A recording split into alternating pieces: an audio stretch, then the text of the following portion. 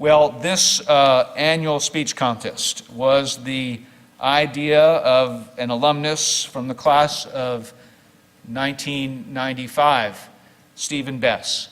Stephen finished MBA and matriculated at Rice University, where he was a very successful pitcher, and in fact pitched in the World Series of baseball and had an amazing career there. He then moved out to California, where he's been both a writer and editor. A few years ago, he contacted me about his hope that we would have some way to recognize the writing program at MBA, and in particular some of his teachers, especially my predecessor, Dr. Douglas Pascal, who taught Stephen English. And so we came up with this idea of an essay contest. I believe Stephen is watching this right now. We're streaming the assembly live so he could see it in Los Angeles. Stephen resides there with his wife and daughter and has been in the writing and editing world out there. So the plan has been for the College Guidance Office to select from a group of essays 3 seniors' writings to read to you this morning, and then our panel of Dean Christiansen, Mr. Moxley, Dr. Kinch, and Ms. Madison will be the judges. And we'll have them speak momentarily, and then we'll take a break in a sense with some announcements from the contest, and then you'll hear the results of the best essay. So you can be your own judge, but I think one of the benefits of this exercise, it allows all of you, and I speak probably more of the 7th grade to the junior class, although the seniors can benefit they'll have other things to write in their lives, to think about what does in fact constitute a good essay. My daughter sent me an interesting note the other day of a young woman from, I think, the New England area that got into 6 or so Ivy League schools, and the note shared her essay, and so I immediately opened it up just to see, does this essay in fact, or can an essay really make that great a difference in your college admissions? And I think it can, because it can show your voice in a way that a lot of the other elements of college admissions can't be quite as personal. So we have 3 speakers today. Did they tell you the order? Okay, you are first? Okay, so Brandon is going to come first. Please join me in welcoming Brandon.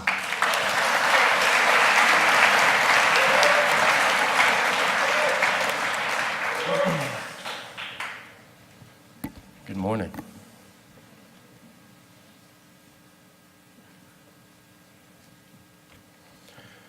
Their planes took off one by one, and I watched them all disappear as they returned to their own separate corners of the earth, never to meet again.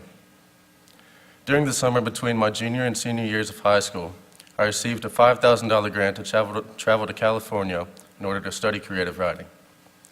Yes, technically I was an adult because of my age, but I felt like a child as soon as I found myself alone in the airport.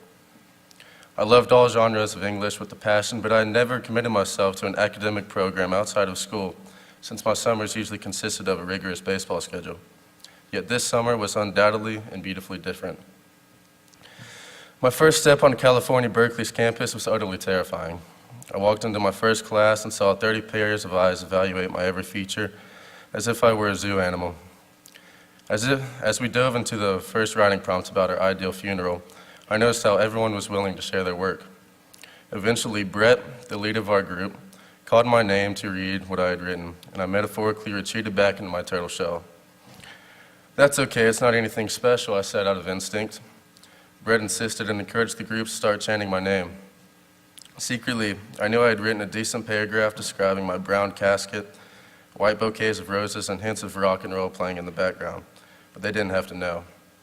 Somehow the words flowed clearly and distinctly, and I looked up to a thunderous applause. They'd actually liked it. From that piece of reassurance, I realized that they didn't care whether my work was perfect or horrendous. They only cared that I was willing to share and be open to feedback. After all, nothing was for a grade. Instead, it was merely for the enjoyment of writing. In school writing assignments, my grade is dependent on how clearly I can support a claim with evidence and factual analysis. Yet at camp, I was given a whole new sense of freedom to write what I want or how I feel based on nothing but my personal thoughts. Admittedly, I struggled at first to find my voice to distinguish myself from every other student. The words were jumbled and jangled, fighting each other inside my head. But as our sense of community developed and as I became more accustomed to being heard, I uncovered my best attribute as a writer, my ability to vary sentence length for the sole purpose of sounding pleasurable. I poured my thoughts onto paper before making revisions and allowed my ear to guide me to a finished work. To write clearly is a skill, but to write clearly while engaging the reader is an art. In a sense, I became an artist and a writer on my journey to write the perfect paper. Perhaps the most valuable aspect of camp was the ability to sit down and talk to my fellow students about everything and nothing. They came from Italy, Canada, Israel, China, and the Bahamas, which opened up new and different points of view on every piece of subject matter. Our connection subtly deepened, and the last day came much too soon. Even today, I can feel the impression they left upon me. I willingly joined a club at school called the Red Poet Society, in which we share and admire pieces of literature. I've shared enough of my own personal writings to the point that I feel public speaking has become a strength. English is a beautiful language in the sense that a few words in the correct order can change a perspective, and for me, finding the courage to explore my own voice converted my trip into a transformative experience rather than another summer activity. Thank you.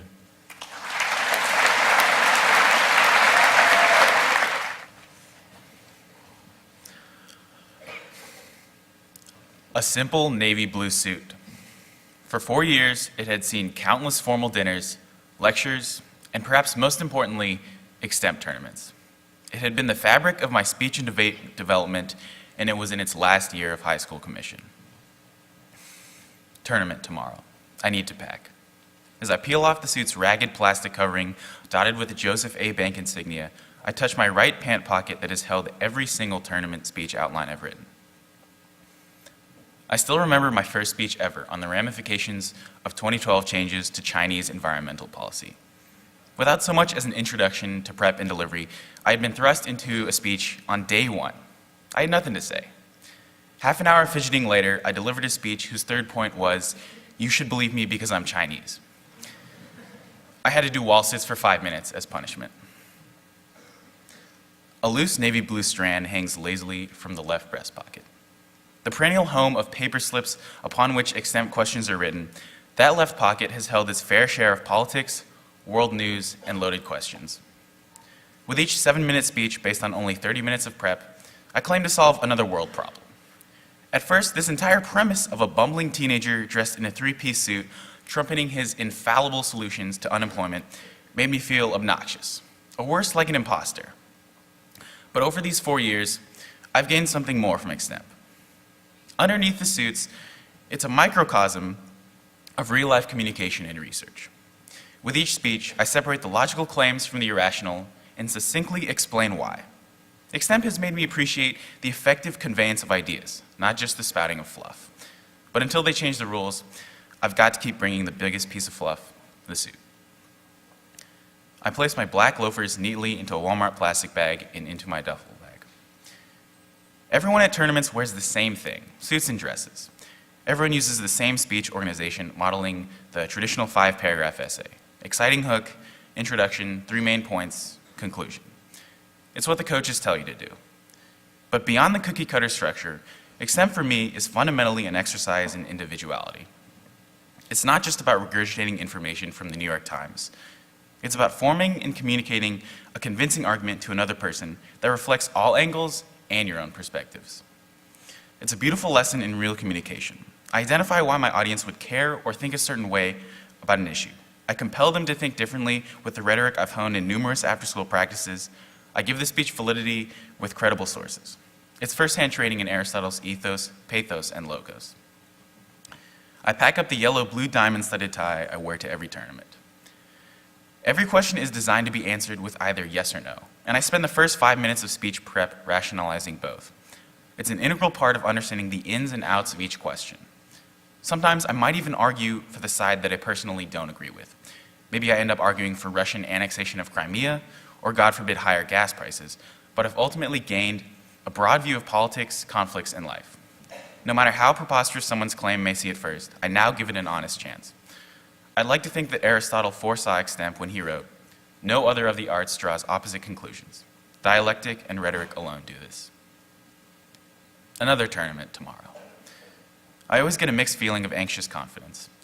I am perpetually anxious about making a fool of myself, yet I know that without some semblance of self-assuredness, I'll flop.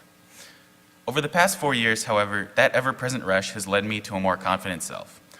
I enjoy crafting a captivating introduction to capture the judge's attention. I embrace the adrenaline of maintaining composure and poise while delivering an impromptu speech.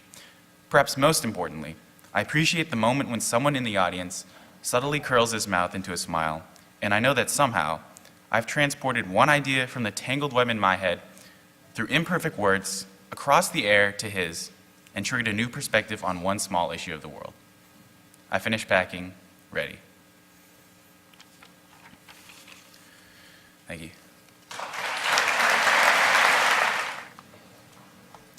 Words are mightier than a sword, or in this case, a flashlight. In the 4th grade, each kid had to present a how-to speech.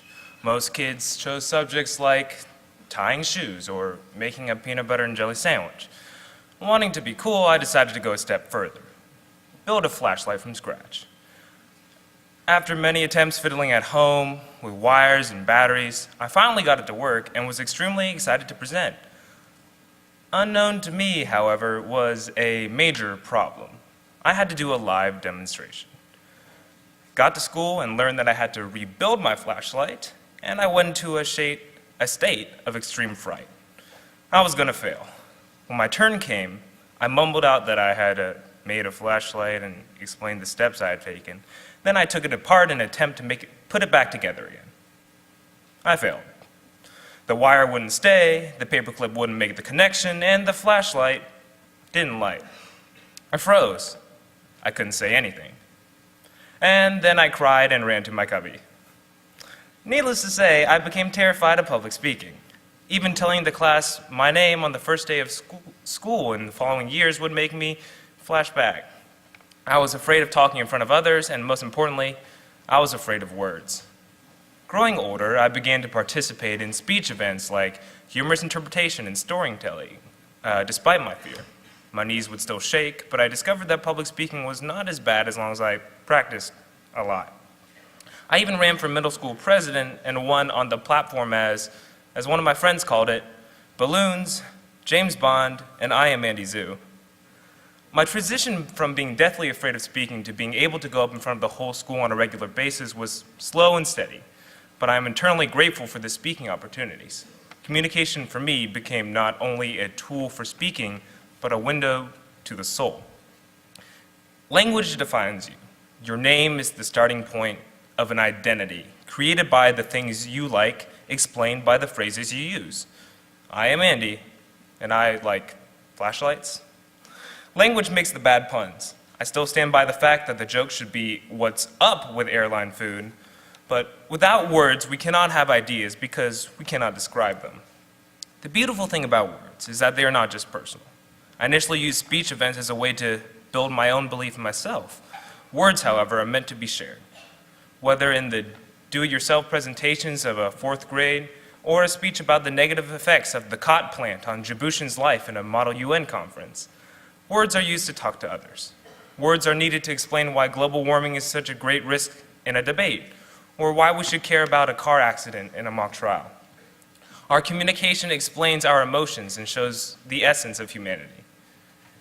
This past summer, I studied Noam Chomsky, a famous linguist. He was intrigued that babies and children could learn complex languages, grammar, and vocabulary while having literally zero experience in both language and thought itself. As adults and even children, we learn new information by referring to our base knowledge. Babies, however, start with nothing. So how could they learn something as complex as a language? His conclusion is that there's a natural capability, a universal grammar in which everyone can learn to communicate with others, an idea that fascinates me.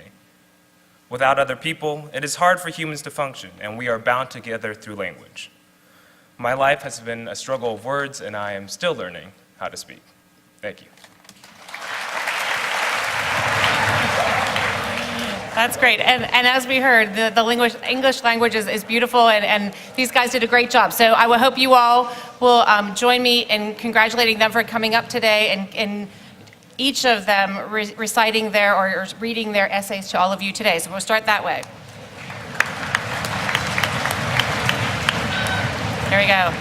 And without further ado, Mr. Gioia talked to you about the importance of a college essay, because it really is important in the college counseling office. We do think that that's something that's really important for you all to keep in mind, and we'd love to work with you on those essays. So do your English teachers, so keep that in mind. Now, without further ado, the winner of the contest is Tony Ding.